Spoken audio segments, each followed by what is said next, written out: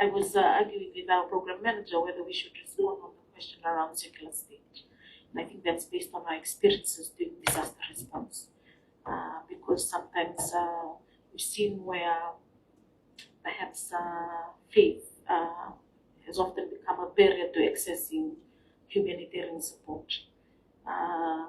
It is not necessarily just based on your faith system, but also about logistical access.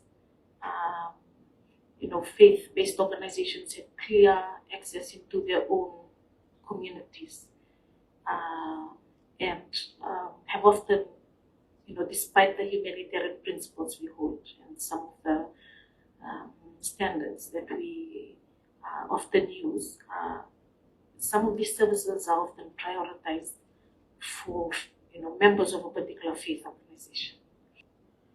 The other question that I really want to address is the issue of how you address the problem of certain faiths discriminating against other people. I think if you are a person of faith, you would never only deliver your parcels to people of your particular faith, because it goes against any faith. Very well pointed out, sir, that there were some contradictions, yes. But you also mentioned that if you go out and ask people, 95% of them will say that they value God and their values. But then what about the 5%? Because then there is the 5% as well who might have different values. And we are not saying that we promote a godless state.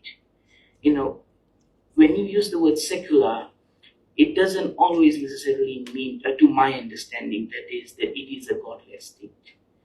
It's just saying that we are sitting as a neutral, as a country who is neutral, allowing all citizens to practice whichever religion that they want and not have supremacy. Because if you see Fiji's history compared to a lot of other countries, Fiji has had 3 coups or 4 coups in the past, and there have been a lot of rights violated, and faith has been one of the grounds.